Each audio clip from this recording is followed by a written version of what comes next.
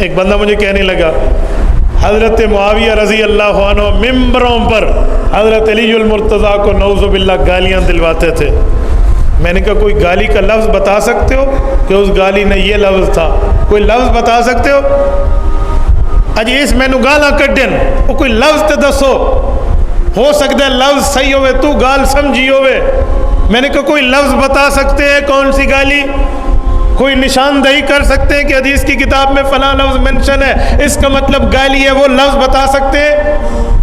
بڑے بول سے اللہ بچائے. ہم نے بھی قرآن کریم اور حدیث نبویہ کو یوں پڑھ کے اس میں بھی ٹاپ کیا ہے. ذرا ہمیں دکھائیں وہ کون سا لفظ ہے, کہاں منشن ہے, کہاں لکھا ہے, کون سی حدیث, کون سا صفحہ اور کون سی گالی ہے, تاکہ بات فائنل ہو جائے. قیامت آ سکتی ہے, اس دھرتی پر اس سوال کا جواب بطور گالی ثابت نہیں کیا جا سکتا. ہاں ایک دوسرے پہ اعتراض کے مقام ثابت ہیں. کیوں؟ جب جنگ ہوئی تھی تو جب تک حقیقت نہیں پتہ تھی اعتراض تو ہوتا ہے نا کہ یار یہ ہو کیوں گیا, اور جب راضی نامہ ہو گیا پھر تو کوئی اعتراض بھی نہیں رہا. یار عجیب بات ہے. میں ایک جملہ کہتا ہوں, امام حسن اور امام حسین رضی اللہ عنہما جنتی نوجوانوں کے سردار ہیں یا نہیں ہیں؟ بولیے بولیے, ہیں یا نہیں ہیں؟ ہم تو مانتے ہیں ہمارے سردار ہیں. یہ دونوں جا کر حضرت معاویہ کے ہاتھ پر بیعت کر کے صلح کرتے ہیں. انہیں اپنا خلیفہ, اپنا امیر, اپنا بڑا تسلیم کرتے ہیں, اور اپنے والد کی دی ہوئی حکومت سیدنا علی المرتضیٰ کی خلافت حیدریہ کو ان کے ہاتھ میں جا کر تسلیم خم کر رہے ہیں. ان بھائیوں کو پتہ نہیں تھا ہمارے ابو کو یہ بندہ گالیاں دیتا ہے, ممبروں پہ گالیاں. آج میرے والد کو کوئی گالی دے تو میں اس سے نہیں ملتا, تیرے ابے کو کوئی گالیاں دے تو اس سے نہیں ملتا, اور اسے غیرت تصور کرتا ہے. کیا امام حسن نعوذ باللہ یہ بات نہیں سمجھتے تھے کہ کوئی ہمارے ابے کو گالیاں دیتا پھرے اور ہم اس کے ہاتھ پر بیعت کریں؟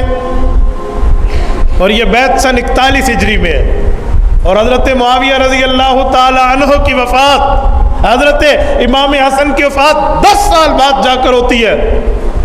10 سال جب تک زندہ رہے حضرت امام حسن صلح پر قائم رہے, اور امام حسین رضی اللہ عنہ جب تک حضرت معاویہ رضی اللہ عنہ زندہ رہے حضرت امام حسین اپنی صلح پر قائم رہے. یزید کا معاملہ اپنی جگہ, میرا اس سے کوئی لینا دینا نہیں ہے. نام یزیدی ہے, نام یزید کا دفاع کرتے ہیں. میں حضرت معاویہ پر بات کر رہا ہوں. ان بھائیوں کو یہ نظر نہیں آیا تھا یہ بیعت فسخ کر دیتے. جیسے حضرت امام حسین یزید سے ٹکرائے ہیں, جیسے ٹکرانے کا حق ہے, ویسے حضرت معاویہ کے خلاف کیوں نہیں نکلے؟ ان پر کوئی ایک جملہ, کوئی ایک اعتراض, کوئی بات کہی ہو تو کسی حدیث کی کتاب سے دکھا دیں. اس کا معنی یہ ہے کہ وہ حضرت معاویہ کو دونوں بھائی سچا سمجھتے تھے. اگر ہم حسنی اور حسینی ہیں تو ہمیں بھی ان صحابہ کو سچا سمجھنا چاہیے. ایک بندہ مجھے کہنے لگا ان تک یہ خبر نہیں پہنچی تھی. میں نے کہا 2 باتیں ہیں. تو کہتا ہے ان تک خبر نہیں پہنچی تھی, چھپی ہوئی بات تھی, اور جو ممبروں پہ کہی جاتی ہے وہ چھپی ہوئی ہوتی ہے. تو نے تو کئی ممبروں پہ گالیاں دلواتے تھے, وہ ممبروں کی بات چھپی ہوئی ہوتی ہے. کمرے میں کہتا, کسی کونے میں کہتا, چھپ کے کہتا, میں تیرا جھوٹ مان لیتا, 1 منٹ کے لیے مان لیتا کہ شاید ایسے ہو سکتا ہے, پاسبل ہے. لیکن اب تو امپاسبل ہے. ممبروں پر بات جو کی جائے وہ تو سر عام ہوتی ہے, برسر ممبر, سر چوک, سر بازار ہوتی ہے, وہ نہیں چھپتی.